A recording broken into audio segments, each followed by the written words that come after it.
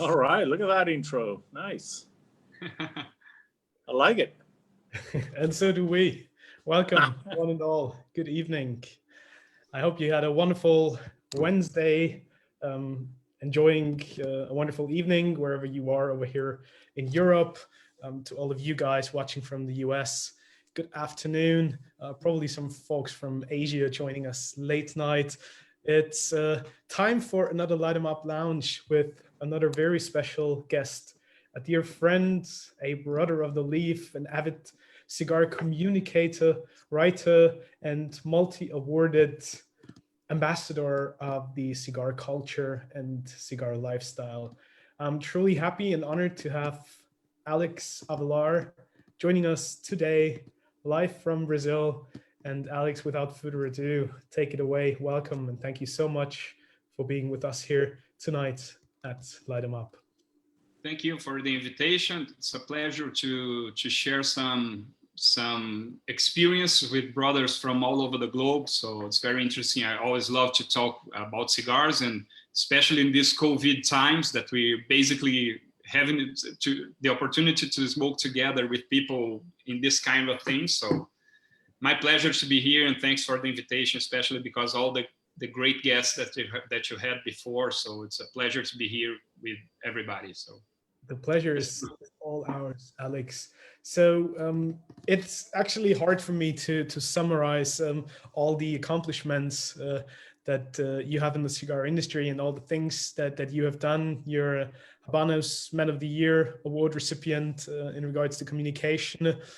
You are actually part of the Cigar Journal Dream Team and family as a correspondent in Latin America. So give us a little bit about the background story of how Alex Avellar actually got into cigars and how you started that mesmerizing journey of yours with the leaf and that wonderful passion that we all share.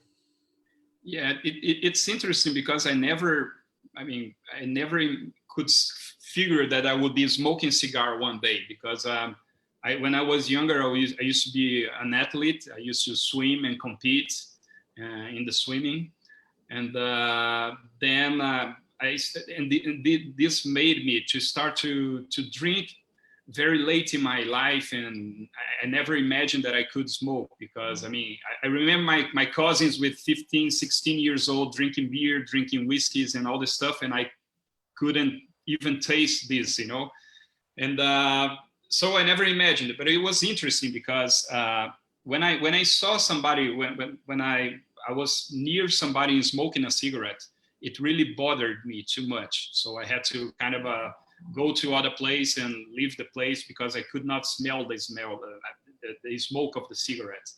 But the cigars never bothered me. So it was interesting because I never figured that I would smoke a cigar one day, but it was interesting at this point. But it goes many years after that. And I started to like Cuban music a lot. And then I started to listen to Cuban music. And I like to read, I like history and all these things that they have about Cuba, the revolution, Fidel, Che, and all this stuff that circles the Cuban culture as well.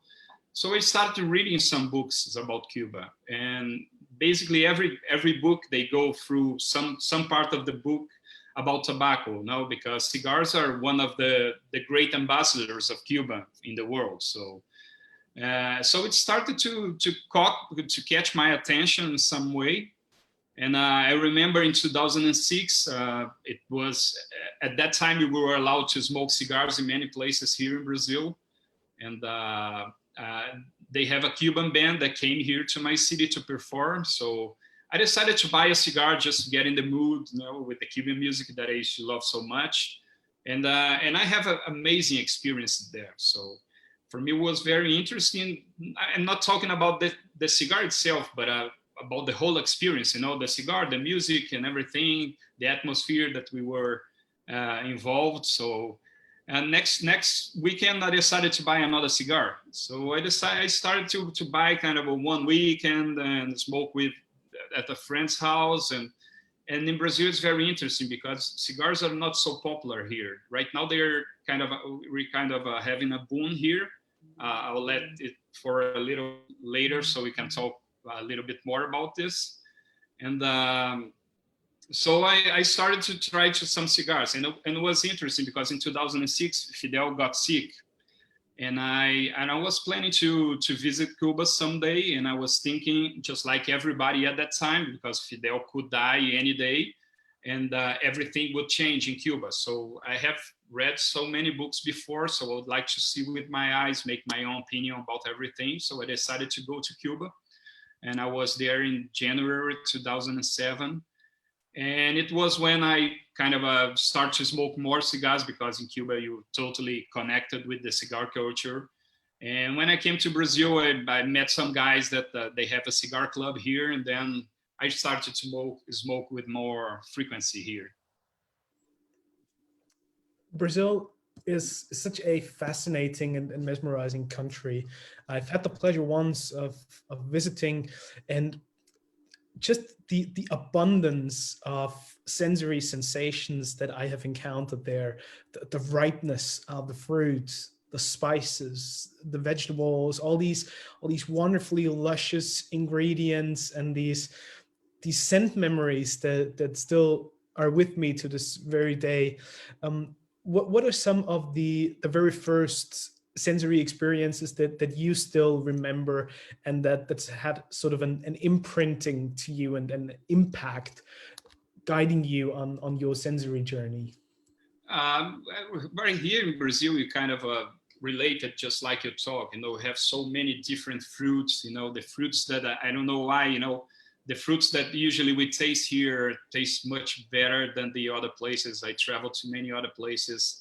Probably are not related to my taste as well, not just trying to make a fact about it, but so I tried many things. Everything in Brazil, we're very connected with the food, especially in Brazil. We were a huge country, so we have many different cultures inside the country. So when you talk about the Brazilian cuisine or the Brazilian, some costumes here in Brazil, we have totally different from one region to another. So different spices, different food, everything that prepares us to enjoy more and have different sensations in the palate. So when it comes after to try a new drink, a new cocktail, a new whiskey or a cigar, it helps a lot, because you have a lot of experience in your palate to understand different flavors. At what point in your life did you actually realize that this is something that you're interested in, or that would even become part of your professional journey then? Yeah, it was interesting. When I said that I traveled to Cuba in 2007, and then I have this more connected experience with the cigars there. And then when I came back, I just got to meet these guys, and we started to smoke together. We formed a cigar club here, and we used to go to a cigar shop here in my city. And at the same time, I decided I graduated in journalism and advertising. So it was easy for me to create a website. So I decided I had facility it was easy to me to read articles in English, to read articles in Spanish. And then I start translating these articles to put in this website and to share with my friends, just a way to spread a little bit of the culture that I was having the opportunity. And then my website people start to find this website, since it was in the web, I started receiving feedbacks from many parts of the country. And it was very interesting, but at that time it was a hobby. Mm-hmm. And then in 2010, I went to Cuba again. And I had bought a lot of cigar boxes in this shop here in Brazil. And when I get to Cuba, I remember I bought a humidor of San Cristobal de La Habana with 25 Salomone cigars. And when I traveled to Cuba, I was talking to somebody in the Casa de La Habana de Partagas, of the old Partagas factory. And I was telling about the cigars, and I was telling, I'm really happy because I made my first more expensive toy with the cigars. And then the guy told me, no, but this, which box that you said you bought? I said, no, I bought a humidor of San Cristobal in Salomone size with 25s, and said, well, this box doesn't exist. This humidor never go out in the market. San Cristobal never had a Salomone's Vitola produced. And I was asking the guy, how can you say that? I bought in a respectable cigar shop here. And then I realized that many boxes that I bought there were fakes. Just like, I mean, many countries in the world, we have problems with fakes, but in Brazil especially, I mean, I believe probably 80% of the market here that they sell saying that it's Cuban cigars, fake cigars. And I was kind of kind of pissed off because it wasn't cheap, because sometimes the problem with the fakes that you buy the fakes because they are cheaper. And this box, this was a humidor, and it was very expensive. So I started to study more about cigar, and then I decided to start writing my articles. Since I was having access to many information, I started to travel to Cuba more to learn more about the cigars, because I was really into this hobby. And then I said, I'm gonna start to share the information so nobody will be fooled buying a fake cigar box, because I mean, I used to spend a lot of money with all these fakes. So it was kind of looking at my inventory at home, and probably 80% were fake cigars. And so I decided to try to, I mean, since I started to make the connections in Cuba, travel to Cuba with more frequency, meet more people, to be more involved in the industry with more knowledge about everything, every process. And at that time I was working at a car rental company here in Brazil. And I had a good position there, but it was kind of it wasn't the job of my life. I was not so passionate about the job. I had a good position. I was, doing well my job, and then I was thinking, well, the cigar world is so amazing. You get to know so many nice people. You have the opportunity to live great experience. Why not to try to turn into a business? And then I decided to quit my job there, and then I started to produce more content for my website. And it was when it kind of turned the key to from a hobby to a business. It's still a hobby, of course. Cigars, when you talk about cigars, you're talking about passion. Probably everybody related.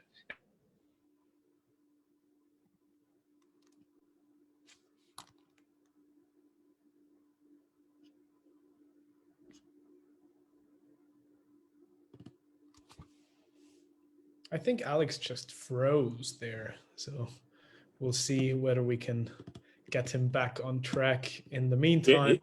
He's got Cuban internet, that's why. Yeah. So in the meantime, Alex, oh, there you are. Welcome back. I'm back. So that was, getting connected with many people. So that's why I decided to get into this with the heart and soul, let's say this way, I'm curious, when you decided to actually take this on head first, dive into the industry, become part of the cigar culture as a professional, did it somehow change your relationship with cigars and your feeling towards that hobby and passion of yours that you had? Because suddenly it becomes a totally different ball game, and there's other challenges. Of course, reward in a certain sense as well, but how did it affect that hobby and passion of yours? Yeah, it changes a little bit. When you're talking about the hobby, you can do, basically whatever you want. You can buy the cigars you want. You can be, sometimes just focus on some cigars. And when you start to work with it, we have to open your mind for everything. We have to start to study, because you have the responsibility. It's a very important thing that I say to all my friends here, and I have a lot of, right now we have a kind of a boom of cigars in Brazil, and we have some cigar influencers here as well. And I always talk to the guys, you say, when you start to try to convert this, when you try to be an influencer, you're trying to be a journalist, you have a different responsibility. it's not talking about cigars. You have to compromise with the information that you're giving people, because if you say something that's not true, many people will follow you, and you will spread a wrong knowledge about the thing. So it's really bad. So it changed a lot. Right now I have to smoke. I mean, it's good because I have to be focused to smoke a lot of cigars. I try to visit many countries. I've been to Nicaragua. I've not been to Dominicana yet because I didn't have the opportunity, but I've been to cigar festivals in the United States, in Brazil, in Germany. So it changes a lot, because right now you have the responsibility. So it's not just a hobby. You have to study a lot to give the right information. Otherwise, you're going to be miseducating people. So you have a different responsibility right now. Basically, I think it is the point. Tell us a little bit about Conexão Tobacco that you founded in 2010. You spoke about your journalistic background, but you write for various different publications. Conexão obviously being the #1 cigar news website. Cigar Journal is part of the whole equation. How do you spread your time now, and how do you balance all these different elements of your daily duties and your work with cigars? It was interesting because one of the reasons when I created my website was because it was very difficult to find information here in Portuguese about cigars. Brazil, we are a huge tobacco exporters, but the cigar culture kind of died in some way, somewhere kind of in the 60s or 70s. And people right now, for example, my father and the generation of my father basically smoked cigarettes. And it was very difficult for you to see somebody smoking cigars. So, and with all the changes in the legislation and all this stuff, the cigar culture is start to kind of disappear here. And when I started to smoke the cigars and started to really be enthusiastic about this business, I decided to create this website. One of the reasons was because we didn't have any kind of publications here in Brazil talking about cigars. And it was interesting because I created a Facebook group, and we started to participate in many other Facebook groups, created the Instagram and all this social media that we have access today. I think it was really good because everybody started to get the information easily. Because when I started to smoke cigar, nobody taught me how to smoke. So I basically went to a cigar shop, cut the cigar, lighted, and started smoking what I was thinking about, it was the right way. And it was interesting because my website, since I started to do this job, many people start to like and to get more information, to get more into the cigar business as well. To get more information, to get more into the culture. And they started to create their own websites and YouTube channels. Right now in Brazil, we have a lot of nice medias here that talks about cigars. And I feel glad because I was kind of somebody that kind of really put the spark in this movement, And right now it's interesting. I started to write for my website, and then I started to write for many other magazines and newspapers here in Brazil. And then I have the opportunity to be part of this amazing team in Cigar Journal and to write for such amazing and so respected magazine. It's kind of a big honor to me. And basically I share the time, it's always good to talk about cigars, it's a work, but I can work a lot. I usually sleep very little. So I have time to do everything. And in 2014 it was interesting because it usually, I don't know how it is in Europe, but in Brazil, it's very difficult for you to survive only writing about cigars, especially here. We are not allowed to, the legislation here doesn't allow you to promote, to do any kind of advertising about tobacco. We cannot sell tobacco on the internet, and we have a lot of limitations here. So sometimes just to live, since I decided to make this a living, it was kind of a difficult. So I have to spread in many baskets to try to get something that it was sufficient to make a living about it, you know. And in 2014, I decided to open a cigar shop as well. I have a cigar shop since then. It's a small cigar shop, but one of the differentials that I have here, because I tell people that people know that because of the way that I do my job, the way that I behave in this world, I will never going to sell a fake cigar here. So people from all over Brazil buy from here right now. And it was one of another, let's say, another point of getting something to help with all these baskets to make the living about it, you know. And one thing that is very interesting, because right now I have this humidor, the fake humidor that I bought. I have this in my shop here, and it's something that I don't sell. It's just for showing people. And I show everybody because of this humidor, I get into this world really seriously about the studying and getting the knowledge. So that's what I always say to my friends: you have to take the best from the bad experience that you have.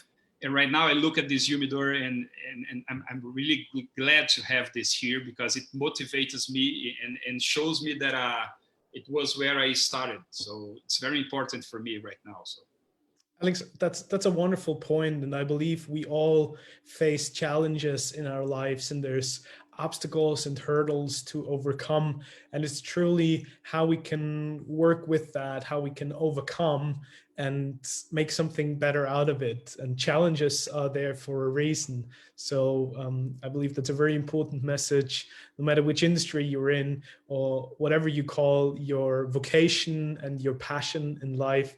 There's always ups and downs, and there's always hurdles, but fighting against that and overcoming that is what really matters in life.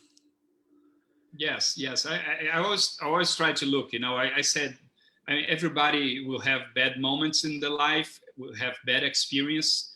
The important thing is how you relate to this experience, you know, and how do you take something good out of it. And usually everything that I have in my life, that I have some problems, of course, just like everybody, I try to get something positive, and I think it's something that motivates me to keep going, to always look at the bright side and make this experience to make you move forward and not be looking at behind and, I mean, pissed about something or frustrated about something. That's the way I try to live my life, you know. You mentioned various points regarding the cigar culture in Brazil, how to deal with advertisement there in regards to tobacco products. You mentioned the way people enjoy and appreciate the lifestyle around it. How would you describe the evolution of cigars and the way they're being appreciated in Brazil and probably in other countries bordering and just the cigar culture in South America? Because for a lot of people, it might seem sort of obvious that you know, cigars are part of the culture and the daily lifestyle there. But how does it feel for you being there? Yeah, I see this movement here in Brazil. It's not just only about cigars, you know. Brazil used to be kind of in the 70s, in the 80s of the 20th century. You used to have hyperinflation. We have a lot of protected measures in the industry, so it was really difficult to find imported products here in many areas. You know, I remember my father drinking whiskey, and he was drinking a terrible whiskey that was produced in Brazil because they couldn't get the Scottish whiskey. So the people that used to get these things were people that were traveling to other countries. So, and then in the 90s, we start to open our economy, and we started getting a strong currency here. So it was much more stable because they controlled the hyperinflation. And since the mid 90s on, we had access to many other good products here in Brazil. And since we've started to have imported products here, it was good for the industry because people here were competing and they were start to moving and doing better products for the Brazilian products to compete with the imported. So at least, I mean, in the beginning of the 2000s, people start to drink better wine, to drink better beer, to buy better whiskeys, to have better cars, and many other, I mean, basically every kind of products. And this opened the mind for people to try to try different experiences, especially when we talked about taste, palates. So people started to try to find better what we say in Brazil, for example, when we talk about drinks, we say drink less and drink better. So people start to find way to have products with better quality. And when we're talking about tobacco consumption, we cannot compare cigars with cigarettes, for example. So I never smoked the cigarettes in my life, and I have a lot of friends and a lot of people that comes to my shop. They never smoked cigarettes. They are just here to try a different experience, to try a moment to understand a little bit of about the palate and good things in life. And when we talk about cigars, it's interesting because it's very related with the good life in general. No, we have not. It's not just about cigars; it's a culture. I do some cigar courses here in Brazil for people that are starting to smoke cigars, and basically, I think that one thing that I try to stress a lot when I talk to these guys, it's we're not talking about the product. We're not talking about a bunch of leaves that we are smoking. I said to the guys, when you start to smoking cigars, you're going to change your life completely. You're going to look at the life differently. You're going to relate with people different. You're going to relate with time in a different manner. So I think it's very interesting because since you start to smoke cigars, I mean, we have a lot of friends from many places in the world. Probably everybody will be telling the same. When you start to smoke cigars, you change the way you behave, the way that you live your life, the way that you see the world. And it's a word that just like I told you before, it's a word that's very related with passion. So the people that you meet in this industry are amazing. The friends that you make in a cigar shop are great guys. You know, never saw a person. So you sit in the cigar shop, you light a cigar, and you have a conversation with this guy just like you meet him for your whole life, you know, and you go out there thinking, getting his contact, and then we're in touch in Facebook or getting his phone number. Sometimes if you're in the same city, go to his house and he comes to your house. So cigars it's amazing for me, you know. And right now, I mean, since the internet started here, everything became much more popular here in Brazil. And I have this experience as well because I'm not just a journalist. I have the cigar shop, so I have different point of views of the cigar world. And it's very interesting because sometimes some guys come inside the store that I have to ask the guy to see this ID because he doesn't even look like he's over 18. And right now, I mean, of course, in Brazil, it's forbidden to sell tobacco products for people under 18. So, but the quantity of people that it's kind of a 19, 20 years old that it's starting to smoke the cigars right now, it's very interesting. And we have a huge community here in Brazil right now. A lot of people smoking cigars and a lot of people understanding what about is to enjoy this product.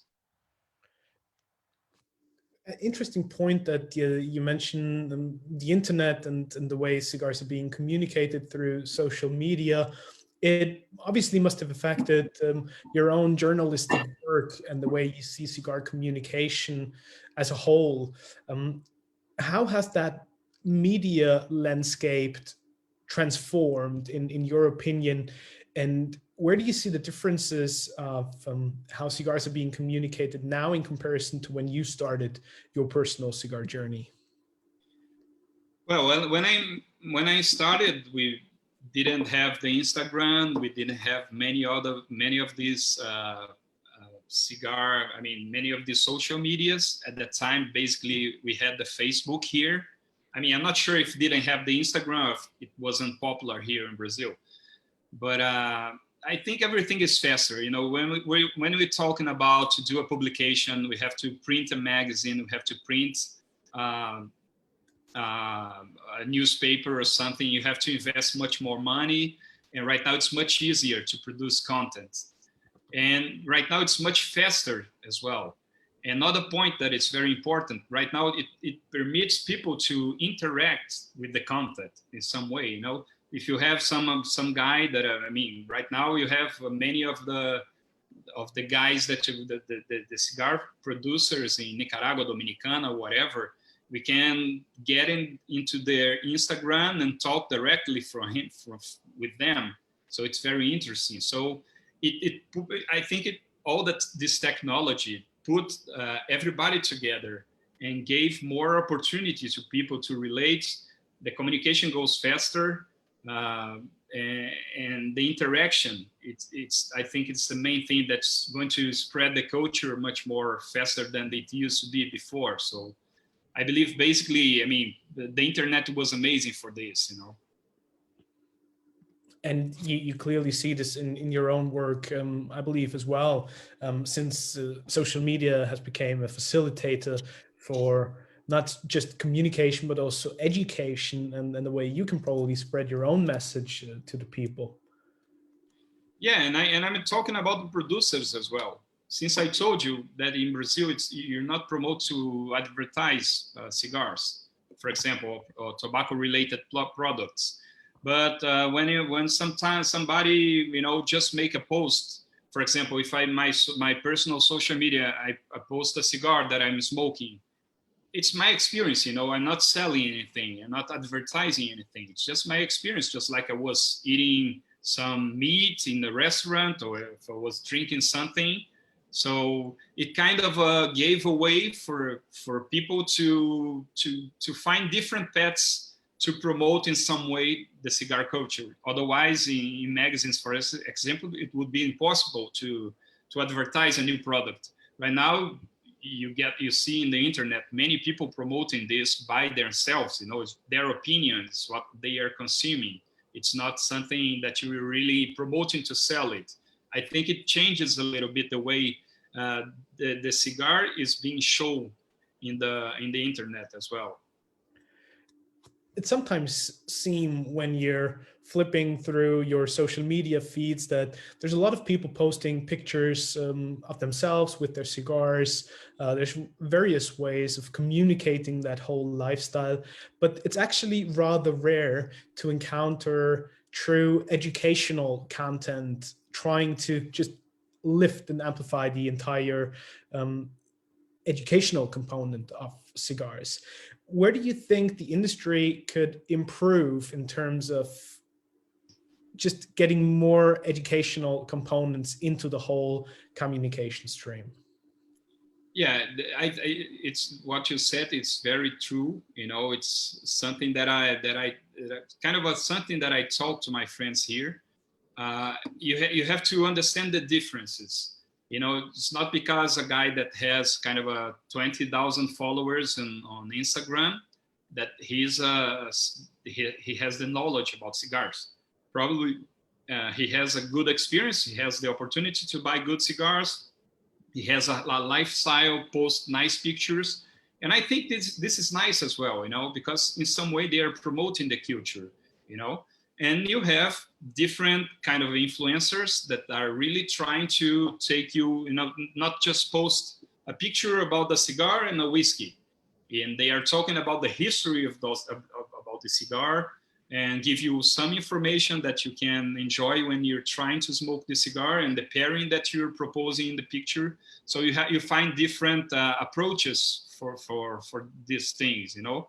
So you have the guy that just put a nice picture of smoking a cigar in a boat with a bottle of champagne.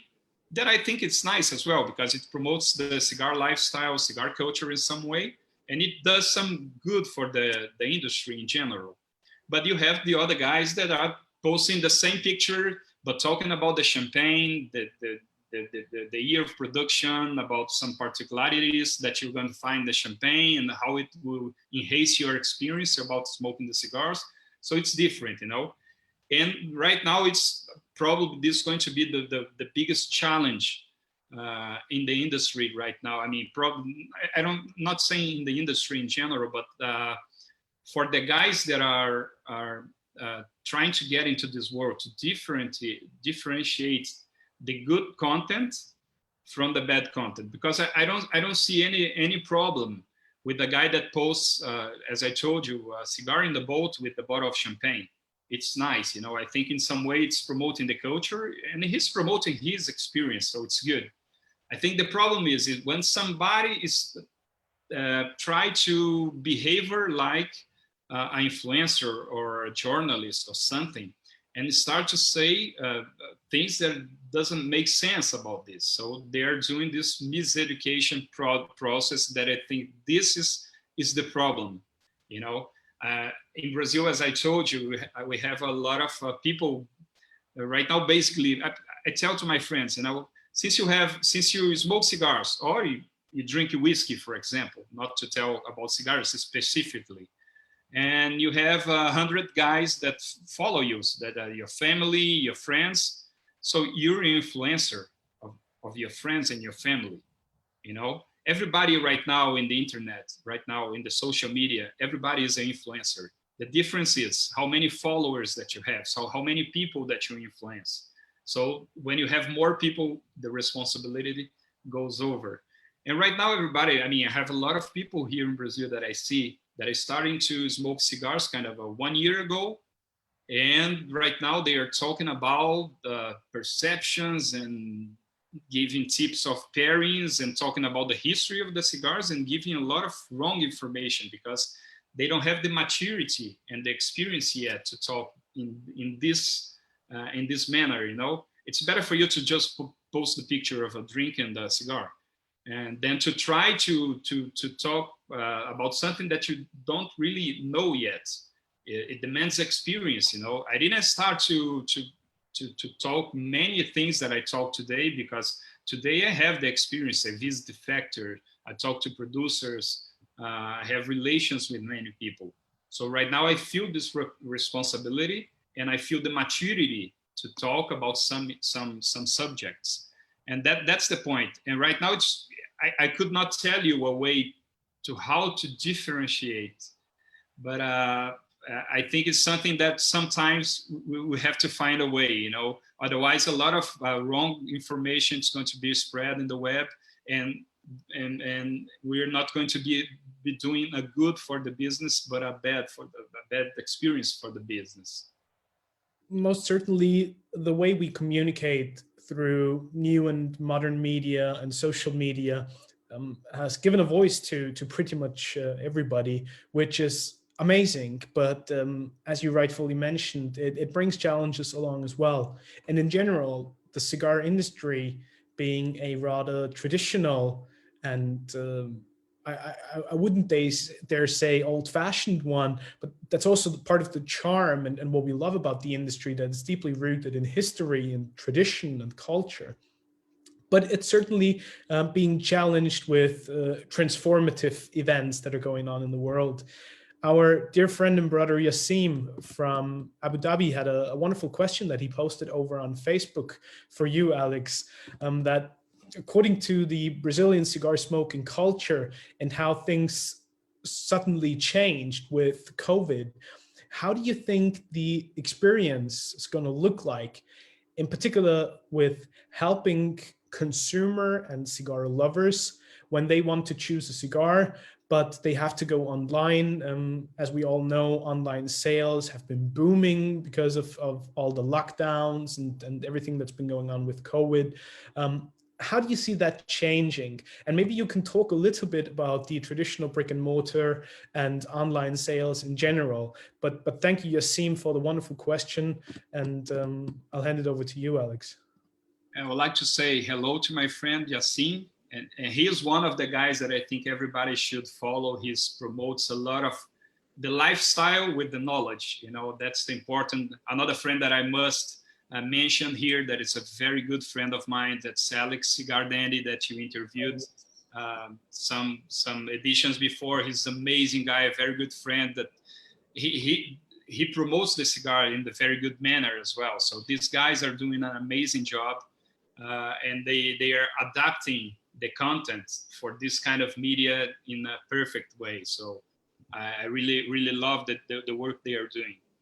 But talking about the questions, in Brazil, I think, I cannot tell about everywhere in the world, but I think it's a movement that you could, in one way or another, see in many other countries. In Brazil, it was amazing what COVID did to cigars. At the first month of the COVID, I think everybody in the cigar business here thought that they would break.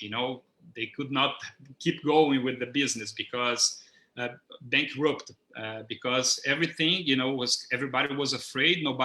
Everybody was afraid of losing their jobs and all this stuff. And I think since then, people start to find ways to live the life, because we are much bigger than this virus, and we're going to defeat this. And then it was interesting because we start to see a lot of good content in the internet. You see how many lives that I cannot tell how many lives that I did here talking about cigars with different groups in Instagram, in Zoom, with the Cigar Journal family, with other friends, with Yassim. He invited me to talk about cigars to his friends and club, and many other people, So right now we get access to this content. And I think as well, another interesting point is because before the COVID, people were working in their offices and they could not smoke cigars in the office. Right now, after the COVID, people start working at the home. And they could light a cigar and start working in the computer. So it was a way to keep things going. And I think a lot of good content went in the internet. And in Brazil, it was a problem at the beginning because, as I told you, the limitations of the laws here about the promoting cigars and especially selling cigars. We're not allowed to have a website selling cigars here in Brazil. So people start to figure it because doing some lives, promoting some content, they could get the contacts of these guys' email, WhatsApp, and start promoting selling cigars. So we have some numbers here that are really impressive. People here, last year, some of the Brazilian cigar producers, probably many of you doesn't know these producers because basically these cigars are sold in Brazil. Many of them had kind of a 30% of increase in sales. And we're talking about many importers here as well. All the importers had an increase in sales. So it was good in some way. People, I think, started to be at home. They could not travel. They could not go to restaurants to spend money. And the money probably, they focused the money in things that they could enjoy at home. So cigars took a great advantage in this. And I see the market it was good for the market in this way. And especially because I think many lives here, many people promoting cigars in Instagram, Facebook, and Zoom, and whatever. And it took the experience closer to people. Just to give you an example, Brazil, we usually have kind of basically Cuban cigars here and Brazilian cigars in the country. We used to have kind of 5 brands from the other countries as Nicaragua, Dominicana, and Honduras. And last year, probably at least 10 different brands came into the country. So all these things that we live about the COVID also helped to increase the market as well. Not only in sales for the consumers, but everybody started to smoke more. If people smoke 1 cigar a week, probably they start to smoke 3 or smoke 1 cigar a day. So I think the increase in the people smoking cigars and the quantity that they are smoking It was very visible here in Brazil. Brian had a question, probably in regards to what you just said, Alex. Fire away, pal. Yeah. Hi. Good morning. I think this is relevant. I was wondering if you feel like, with everything being forced online as well, there's a social benefit almost in a way. I miss going to the lounges, but in LA especially, I don't know in other places, but they end up being a little bit like cliques. And so, like, you know, if you go to that shop, that's the Armenian, that's where the Armenians smoke. And then you go to the other one in this part of town. Culturally, this is the old rich white guys lounge. And when you go online, it feels international and open, and everyone's welcome, and it allows people from all different kinds of life to connect. Yes, it's interesting, and especially because it gave this opportunity to people, you know. I think one of the best things about cigars is not the cigar itself. I say the cigars is so, I mean, it's so sensational, because the things it starts about the cigars, but they go way over the cigar when you're talking about culture, when you talk about friends that you make, when you're talking about experience. It's not just about the cigars itself. And I have the opportunity to, since I travel a lot, I go to many festivals. I know people from many countries, and I basically only see those people when I went to a special festival, when I went to a special country. And the last year, I saw these guys kind of almost once a week. You know, it was kind of I mean, people that I love, that I didn't have so many opportunities to be in contact. And since the COVID started, we have much more opportunities. So it brings people together in some way, you know. And I think something that we're starting here, I mean, this sharing this experience, talking about cigars with people from many different cultures, many different parts of the world. I think this some way it's going to be kept after the COVID. You know, we're gonna find a way to balance the visits in the cigar shops to smoke with some closer friends and people from your neighborhood, and this live experience that we have with people from many places in the world. So I think everything contributed, you know. And one thing that I always said, that cigars, it's amazing how many nice people that you know about the cigars, you know, in the cigar world. You know, you make friends so easily when you're smoking the cigars. And basically, I see people smoking cigars. I don't know if it's just coincidence that I have this luck, but since I talk to many people from different countries, and they tell me the same thing. I mean, when a guy is smoking a cigar, my friend just said me this yesterday, you know, when you're holding a cigar, you don't want war with anyone. So a guy holding a cigar is a good guy to have a nice conversation, to have a good experience, you know. You can have different religion, you can have different political visions, but when you light a cigar, nobody's want to fight with anybody. Just try to enjoy the moment, have a good conversation, a good drink, and this is all about cigars, I think. Yeah, I agree. Thank you. Cheers. Cheers, mate. Our dear friend Jorge also had a comment or a question. Yeah, well, hey, Reinhard, thank you again for all the awesome work you're doing with this, these Zoom calls and with Cigars of the World. If you can talk about that a little bit later, we appreciate it.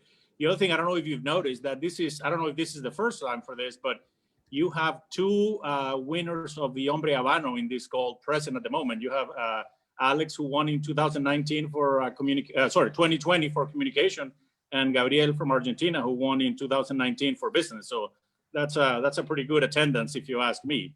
And then with regard to Alex, I mean, he's just as a disclaimer, he's a very good friend, and my first, I believe, 3 trips to Cuba were with him.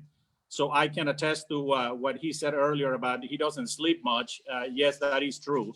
He sleeps on average about 2 hours a night when we're in Cuba. So I can attest personally to that. And I also want to say that he's probably one of the most knowledgeable people in terms of Habanos that I think I know in the world. I think he's probably one of the top 5 the amount of content that he has and that he's always willing to share with anybody that wants to. I think it's something that that speaks a lot. And also the fact that, Alex, how many times were you nominated for Hombre Habano? 5 or 6? No, I had before, I had 3 nominations. 3. And I always tell, because for me it was an amazing honor to be in the 3 finalists for the Hombre Habano, and it somehow showed that my work went in a good level all those times, and that's what I wanted to say. I wanted to say that it speaks to your dedication, right? The fact that you were nominated, even if you only won last year, but the fact that you were nominated for 3 times, before you won, I think it speaks to the level of respect and the recognition that the people from Habanos and all over the world really have with you and the work you have done. So, thank you on behalf of Cigar Journal and all the the people that know you and that smoke with you. I think you're a great friend and you're a great person to smoke with. So thank you for that. I have to thank you, my friend. It's always a pleasure to be with you. And I would like to say hello as well to my great friend Gabriel Estrada that is here. He's not in the video just with his picture here, but he's a great friend. We talk basically every week. It's a nice friend that I made in this industry. And that's one of the better things that we have, the friends that we make, for me, it's the thing that I like most about the cigar. It's the friendship, the culture, and the experience that we live. And everybody that's watching here, you can follow me in the Instagram if you want. It's my Instagram is the translation of Tobacco Connection to Portuguese. It's Conexão Tabaco. So if you translate to Portuguese, it's Tobacco Connection is Conexão Tabaco. It would be a pleasure if you want to send me messages there to keep in touch and share experience. It's always a pleasure to talk about cigars. Jorge, thank you so much for your wonderful words and the kindness that you shared with us. It's always a tremendous pleasure to have you, and also many thanks for all the amazing work that you do and how you spread the message and the love and the culture of cigars. It's most highly appreciated, that's for sure. Happy to be here with you guys. You mentioned this wonderful point, the Hombre Habanos that I wanted to talk about most certainly together with you, Alex.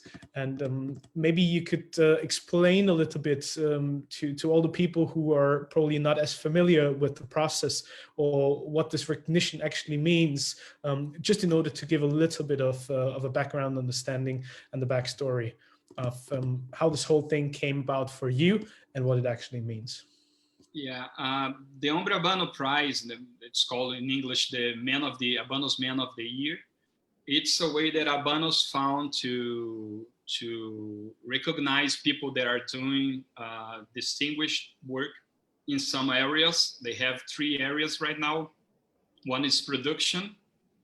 When you talk about the production, usually the prize goes for people in Cuba because they are Cubans producing the cigars, or either they are in the farms or in the factories on the promotion and all this stuff, but it's related to production there. And basically we have 2 international prizes that it's the in business that our friend Gabriel Estrada that's here won the prize in 2019. And the communication. These prizes, usually you're indicated by the distributors that are the Habanos distributors from all over the world. They are from people that are doing a good job when you talk about business, selling cigars, promoting the cigar and everything. And we're talking about communications, of course, in the media and the magazines and journals and whatever. And we have usually many distributors from all over the world sends the work that this special person did the year before to promote the cigar culture and the Habanos culture. And it goes to a board in Habanos, and then they look at all the works, and they elect 3 that are the true nominees for the prize. And then you get indicated that you have your name mentioned in the Habanos Festival, and in the gala dinner you get the prize. So it's an amazing prize. It's an amazing honor. It's kind of a, I mean, it's kind of the biggest recognition anybody that works in this industry, when you're talking about the Habanos industry, can get. It's to be Hombre Habano, a Man of the Year in the Habanos.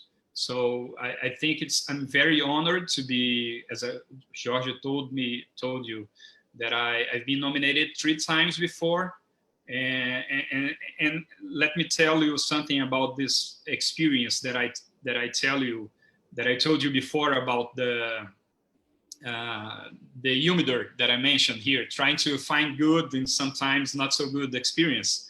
I remember when I was nominated for the 3rd time, we had a lot of friends that would say, no, 3 times is the number. You know, if you got nominated 3 times this year, you're gonna get the prize. And I was competing with a good friend of mine as well, the Gordo Mott from Cigar Aficionado. And Gordo has an amazing job about cigars as well. You know, he has a much longer career talking about cigars than me. And I was really glad for him that he won. And some people told me, oh, Alex, that's, you know, a shame, you know, 3rd time that you've been nominated, that you didn't get the prize. And I said, guys, I really don't worry about it. You know, to be in the 3 guys nominated, it shows that my work in some way it's being recognized, you know, and it's in high level in many years. It's not just 1 year that I'm being nominated and I won the prize.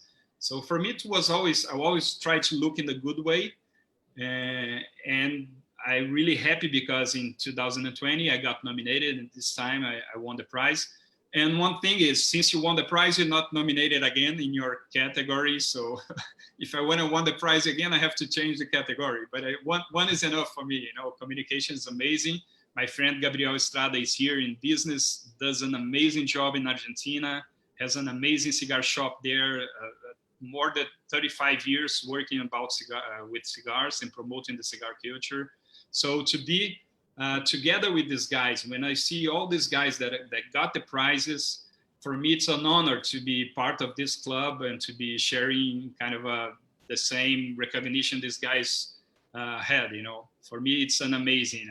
And right now gives you much more responsibility as well, when we were talking about the responsibility that we have as professionals. Since I have this prize, you know, since when you get this prize, you start to be viewed as an Habanos ambassador.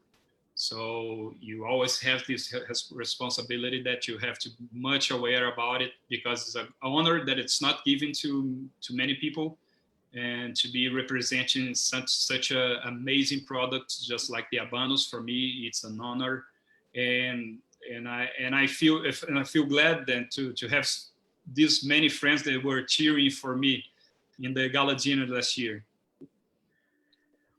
I would love to bring in Ruben, who had a question. So Ruben, if you're still with us, or if you would like to raise the question yourself, then please fire away. Hi, gentlemen. Good afternoon. Reinhard, thank you for your work. It's a pleasure to see you again. I'm here at home recovering from a little bout, but I'm doing well. Thank you. I'm currently in Florida, and I'm a listener and I'm a collector. I've been collecting cigars since 1999 when I lived in the Middle East. The first cigar that I ever smoked was a Punch Black Prince. And I still have a box of it from 2000. It's very, very old, but it's in great condition. And I have a very good friend named Grecia Quiñones, who I was just talking to right now.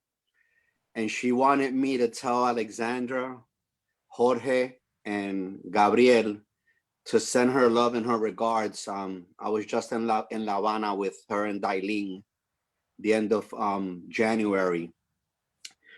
And Grecia said, you make sure you go on there and you say hi to my good friends. So she sends her love. She sends her regards.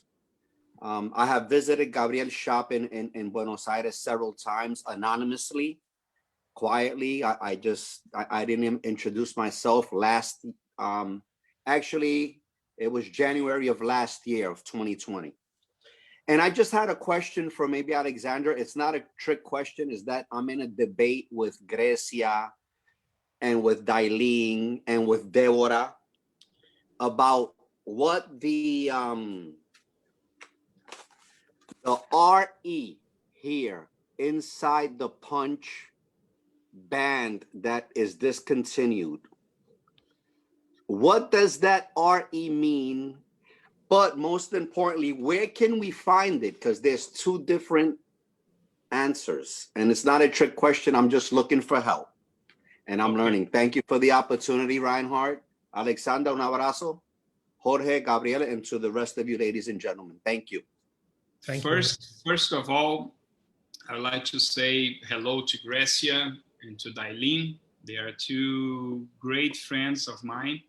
And it's a pleasure for me, you know, that's what I talk every time we're going to talk about cigars. I'm going to talk about these things, you know, the friends that we make, you know. Gracia is an amazing person. She used to be the manager in the Partagás cigar shop, and I did an interview with her in the Cigar Journal magazine, talking about a very difficult time that she took the shop after Abel that used to run the shop for many years, and she kept the shop going, and she kept the Meets of Friends of Partagás going, and it was really good that to have friends just like that. Dailin is another one that I would like to mention as well, because Dailin is she was competing in this competition that I'm a member of the jury, and she was a finalist in the two first editions. She has an amazing knowledge about the Habanos, and it was too bad that she didn't want it. But I think, I mean, somebody has to win it, you know. But she has a great knowledge about the Habanos band in general. The Habanos are making many changes in many of the bands. Sometimes you read the words that meant to about the. For example, I think that the Partagás, for example, the Cifuentes Eco, and sometimes they took out the Cifuentes. Right now, it's just Habanas in Cuba that they are there. They are making changes. Some of the words that I have in the bands are related to some cigars that are basically promoted in some countries and were very popular in some countries. And they are making changes in many bands right now. I remember kind of 2 weeks ago we were talking about. I can't remember the special bands that they were talking about. It was because some of the bands you saw the Habana, that's the Spanish word, and some of the band they used to be written Havana, and then they start to written Habana. And many of the bands, they are taking some of these letters or terms that was related to a different era or different language, and try to take the name of the owners, sometimes just like the Cifuentes Ecoa that they put in right now, the Habana. And they are changing the names, trying to put everything in Spanish, and they are doing some changes in bands of many of the cigars.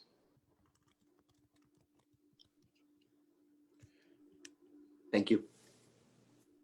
Thank you very much, Ruben, for tuning in and for sharing those wonderful and very kind words with us. And Alex, great explanation. It's fascinating and mesmerizing to see so much knowledge and experience all come together here at the lounge, and especially to Gabriel and all the people that you also mentioned, Alex. It's just brilliant that this community and the camaraderie is always so obvious and so tangible when people get together and talk about the culture of cigars. It just makes me very grateful. Alex, speaking about Habanos in a little more detail, we talked about the culture in Brazil in general, and I'm very curious as to, do you think that the Brazilian palate has certain directions where people are leaning towards? Do you think that Habanos, for example, is an aromatic profile that people in Brazil are looking for in particular? Do you see a slight change there, that all the apasionados are curious for new impressions? What is your take on that? I'm sorry, can you repeat the question? I was curious about the Brazilian palate and whether Cuban smokes, for example, in particular, suits that palate and what people are looking for, and whether you see slight changes in the consumer behavior in Brazil and in South America in general. Are people curious to try new stuff? Is it more the old beaten tracks and things that you're very well familiar with? What's your take on that? Well, in Brazil, unfortunately, when we're talking about Cuban cigars, we have 27 brands of Cuban cigars. And right now we're being imported to Brazil because of economic questions. They're bringing kind of 9 or 10. Right now, Trinidad started to come to Brazil, so probably 10 brands coming here. And they didn't bring all the vitolas and all the sizes here. So it's not so common. I mean, it's different when we talk to some people in Europe that has the opportunity to smoke maybe the 27 brands or most of them and most of the vitolas that they have. And they are trying to bring more brands here. We usually have the 6 Brazilian brands, the 6 global brands here. And they started to bring some others, but not so many sizes. But people, let's say, let's separate this before this, let's say, boom in cigars in Brazil, and after this boom, because they are trying to. Before that, people used to smoke milder cigars, and right now people are. The new kind of customers here, the new smokers, they are kind of when you especially say, when you start to smoke, start with a mild cigar, with a medium cigar, but people are learning too fast and trying to try different flavor profiles too fast here in Brazil. So the Brazilian cigars in general, the Brazilian cigars that I said that produced here in Brazil, they are more going to the medium flavor, very few of them medium to full because of some of the characteristics about the Brazilian tobacco. But when you're talking about cigars, it's changing a lot. You know, people are right now, I mean, they have one of the brands outside Cuba that are bringing to Brazil are the Oliva, and Oliva, the Series V is a very, very powerful cigar. And people love the cigar. So I think the most interesting thing about the Brazil, it's impossible to give you a profile because there are so many new smokers and we are having so many new brands coming to the country, and people are really eager to know different brands, to smoke different producing countries, and to have different experience. And right now, I can tell you, it's difficult to give just one flavor profile that you used to have many years ago.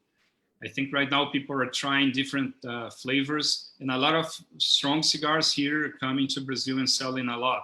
When you're talking about Cuban cigars, we have the Partagas here and the Bolivar. Basically, the strong cigars that the brands that they have here in Cuba, when you talk about Cuba. Of course, we have the Behike, we have the Monte Cristo 1935 and all the cigars, but people really enjoy, at least for the Partagas and the Bolivars that are here for more time than these other ones that are newer launches, and especially Behike that we don't get so easily here in Brazil, just like everywhere in the world. And they are trying everything, you know, it's different to give you a special profile.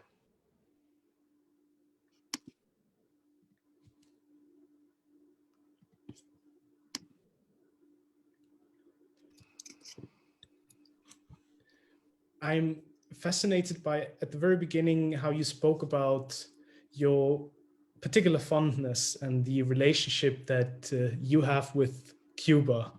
When looking at Cuba now, how do you feel about it? How do you feel when you walk through the streets in Havana? What is the sentiment, and what makes Cuba so unique once you go there? I have to confess, I personally have never had the chance to visit Cuba yet, but I'm very curious as to, from your perspective, with the love that you share for this very unique place in the world, how does it feel to you? I mean, Cuba is, it's a country that I really said that this country it's in my heart, you know. I have so many good friends that I'm so I could not even tell friends. It would be more appropriate to call them family. Just to say too that you mentioned here that Eileen and Grecia and so many others that I have there. And it's amazing because I think I cannot tell about the other countries, but in the world, but I can tell about Brazil. Sometimes in Brazil, people, you know, just say some bad things about Cuba, the bad points, and you have a different idea. Many of the friends that I take into this group, it's interesting because I organize this once a year. I organize a trip to Cuba to visit factories, plantations, of course, the Casa de Habanos and many other, I mean, touristic sites as well, restaurants, whatever. And they come back of this trip with a total different idea from Cuba. They said, Alex, I never imagined Cuba was this way. So sometimes you see kind of a bad propaganda about Cuba. I'm not going to get into politics and all this stuff because I think human relation much more bigger than politics. And I mean, to be in Havana and the people there are so welcoming, are so, I mean, so warm to receive you. They treat you the best way they can, you know. So, but for a cigar lover, I said that to be in Cuba, to go to Cuba, it's a must do at least once in your life. And I usually tell that it's impossible to be once since you went there the first time. The friends that you get there, the contact with the people, the music, the rum, the cigars, the food, the atmosphere, everything is amazing. You know, it's an experience that I've been there 65 times. So I can tell you that at least more than once you probably be going there since you go the first one. I have a question from Edson over on Facebook. He was asking, since you're such an avid Habanos consumer and communicator, how do you see the future of Cuban cigars? Do you think there's going to be various other interesting blends and similar to what was going on with New World Cigar and Brazil itself? Or where do you see the evolution of Cubans in general? Well, one thing that we noticed that people are, I mean, Habanos are trying to innovate in many areas. When we talk about the presentation, when we talk about boxes, when we talk about rings, redesigning of some brands, just like I told you, some readequation in the bands, taking some words, taking some names and doing differently. You see the new ring of the new design of the band of the Romeo and Julieta Linea de Oro. It's a beautiful ring. And they are trying to compete, I think, you know, because sometimes they're when you talk about cigars that in other countries, just like in Dominicana, in Honduras and Nicaragua, they are basically focused in the United States market. And they promote so much the packaging, the presentation. And right now they're starting to go to Europe as well. And I think so that's why it's not official, but I think that's why Habanos is trying to innovate as well with the packaging. And something that caught the attention, caught the eye of the people that are in the cigar shop. So they're changing. But I don't see they blending their tobacco with tobacco from other origins, because the Cuban tobacco is it's considered the best tobacco in the world, the Pinar del Rio region, the best terroir. So I don't see them blending their tobacco with other tobacco. You know, probably trying to innovate in some packaging bands and trying to launch new products. This is something they are doing basically every year, launching 6 different launches, 6 to 10 different products each year. And probably this is going to be the change that we're going to be seeing, at least in the near future. And I said near future for probably 10 years at least, you know. And it's interesting because I was talking to another friend in another call that I did in another opportunity with Yassin, and we were talking about the packaging. And the packaging, usually when you're starting to smoke cigars, of course, the packaging is going to catch your attention. So probably it's being the entrance door for this world. But since you start to know about the history, you start to know about the culture, you start to know about the tastes of the Cuban cigars, then you start to go to the classics, you know, start to smoke a Cohiba Lancero, a Trinidad Fundadores, and you go to some Lonsdale's sizes that we have. And then you try to change a little bit, you know, you get inside to these new launches, because basically Habanos is trying to adequate to thicker ring gauges right now, and because it's very popular in the industry. But since you start to understand and you start to study, you start to learn about the culture, you start to go to the classics and try to have this experience. For me, for example, I love the old bands of the Cuban cigars. For example, the Monte Cristo, for example, I prefer the band that it was everything brown and white. You know, right now they have this gold, the fleur de lis in gold. I used to prefer the other one. I mean, they're beautiful rings, but the beautiful bands. But I think they should keep because Cuban is a lot connected to the tradition. When you talk about the boxes, I love the cabinet box with the wood and the brand stamped. So I love this kind of boxes, you know, because it tells you a story. But I understand to get competing in the shelves in a new market for newcomers, you have to differentiate in some way. So that's why they are trying to do this. But I think they should make a balance, you know, keep some of the old style things as well, because I love it. That's a very good point.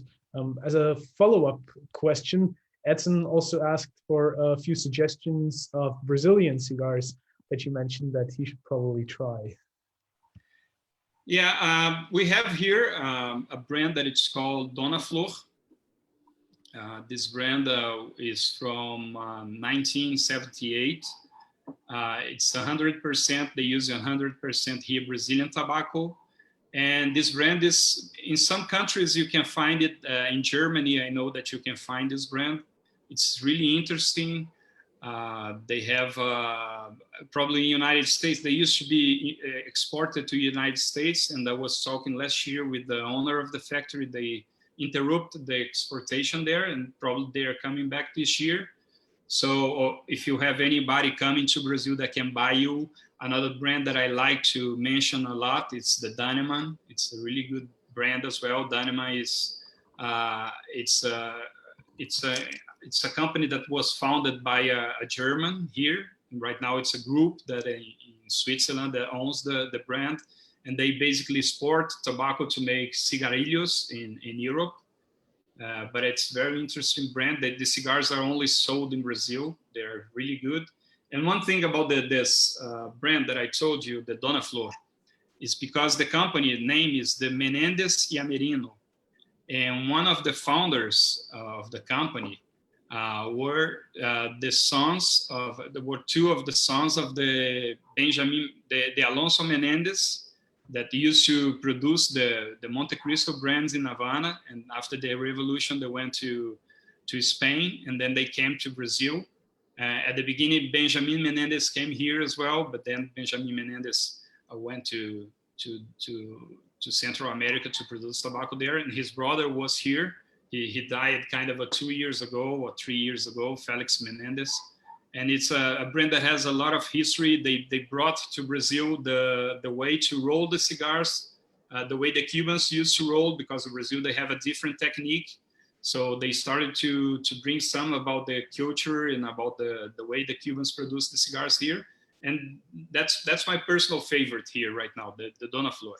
Unfortunately, it's not easy to find in other countries. As I told you, in Germany, I think you can find, but anybody coming to Brazil, I think should buy, because they're very interesting tobacco in there. Great, many thanks for those recommendations. And we hand it over to Ian, who had a question. Thanks, Alexandra. I've really enjoyed this, and I'd love to try some of the Brazilian cigars. I would have been in Brazil last month with a friend, but because of COVID, we can't do that. I'd endorse everything you said about Cuba, and I was lucky enough to be there 5 years ago, and smoking in the cloisters at the Hotel Nacional is really a great experience, and something that every cigar smoker should do. They're wonderful chairs and the wonderful atmosphere, and you can smoke from early in the morning till late at night. And I have heard, actually, though they don't admit it, that the Cubans have imported some tobacco from Nicaragua and other places because they haven't had enough. So I think they're doing it, but they're not admitting to doing it. So I think that's going on as well. You said, I'm sorry, I missed the end of the question. You said that? Well, it was just a comment. I've heard that the Cubans do occasionally import tobacco from other countries, but they don't advertise it. I think they've had sometimes problems with production, and so they take tobacco from Nicaragua and other places, and so they are blending with it, but they're not admitting to it. Yeah, no, but I can tell you, I mean, they're not importing tobacco, and sometimes they even export tobacco. Even when we talk about the production, that sometimes, you know, there's the demand of about the Cuban cigars sometimes is much bigger than the cigars they can provide. And but the Cuban cigars right now are producing 100% with Cuban cigars, and sometimes they even export some part of the production. I mean, some leaves, especially planted in different regions, to other country. But I mean, this is official information. You know, it's. Well, I'm glad to hear it, because they need all the hard currency they can get. So it'll do them good. Yeah, sometimes they do this. Alex, I'm very curious, before we actually wrap things up, and what a wonderful conversation this has been. What are some things that you are looking for in the near future? What are some of the evolutions that you would like to see for the cigar industry? And what could be some of the things that you would also love to accomplish in the near future to take your personal cigar journey further? Well, it's always tough when we talk about the industry, because it's an industry that are facing constantly problems with the legislation and this all this stuff.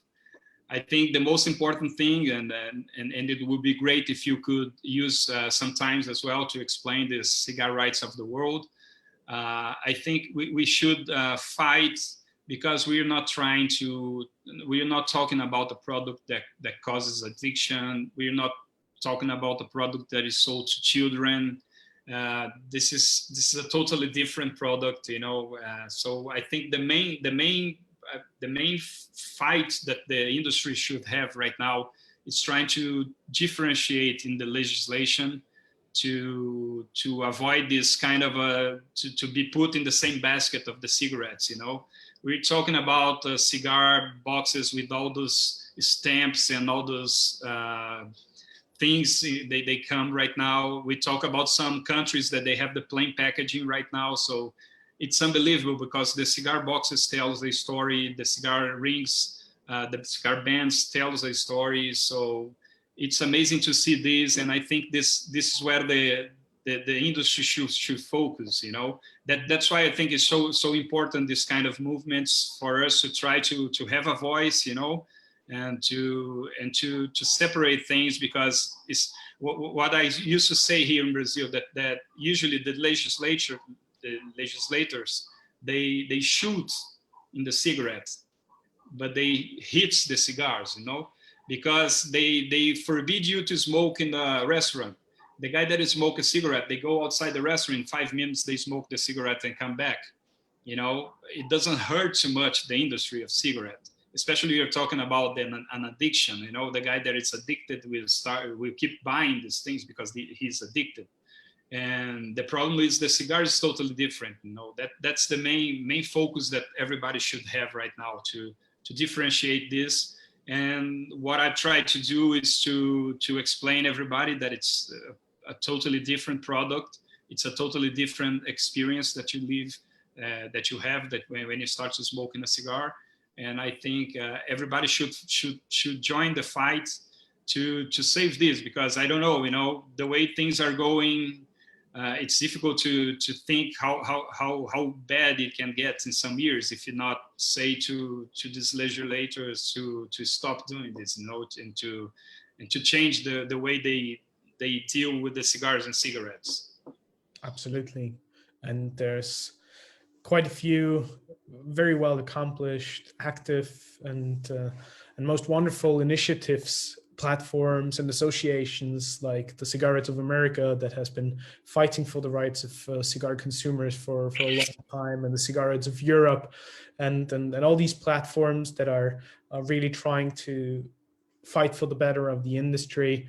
And you briefly mentioned Cigarettes of the World, which of course is there to build a global consumer-based audience and build a community, build a movement by the people, for the people, and to really give the cigar consumers the opportunity to raise their voice, to have their voice heard, and to be united and speak with one word. So for all the people who are interested, you can find the information via cigarridesoftheworld.com.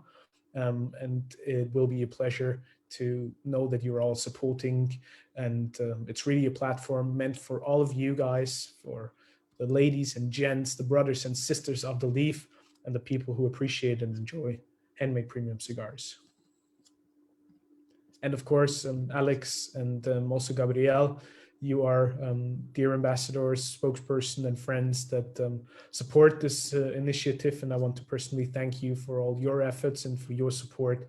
And I know there's so many people out there who are eager to learn from you, hear more about your personal stories, about your cigar journeys. And in that regards, I'm so happy and grateful that we all had the opportunity to share this wonderful Light 'em Up Live with you as well, and get a little bit of an insight of the Brazilian cigar culture and everything that's going on in your country. So we're truly grateful that you took the time and spent this wonderful afternoon or evening together with us. It's been a tremendous pleasure.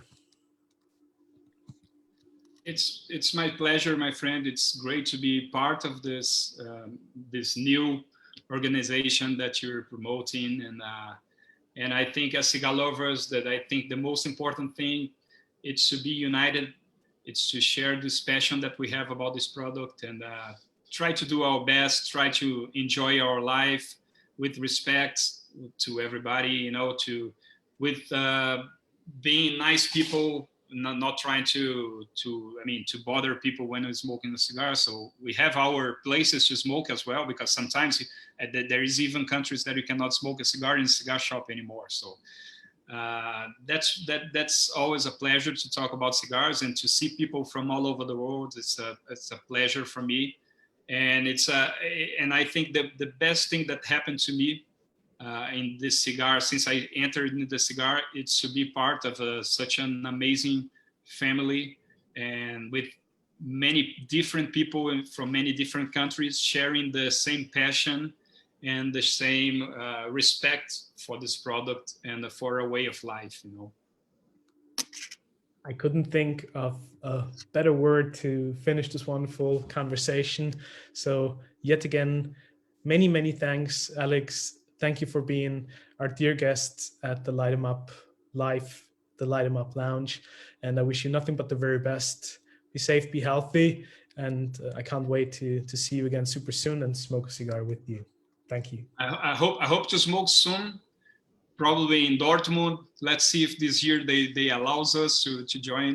So it will be a pleasure to see all the cigar family together and to be in many other places in the world. It's just like I used to spend the whole year traveling. The IPCPR in Las Vegas, right now it's the PCA Fair. No? They didn't have any other since they changed the name. But my pleasure is to join with you guys and to smoke a cigar together. Thank you, Alex. All the very best. And to all of you out there, I'll see you again next week with another wonderful Light 'em Up Live. So stay tuned. Go to lightemupworld.com to find all the news and the updates. And we also send out the invite to the upcoming shows there. And again, for all of you who are interested in Cigar Reds of the World, it's cigarredsoftheworld.com where you can find the information. Thanks for tuning in, and we'll see you all again next Wednesday. Until then, be safe and be well. Thanks, Reinhard. See you guys.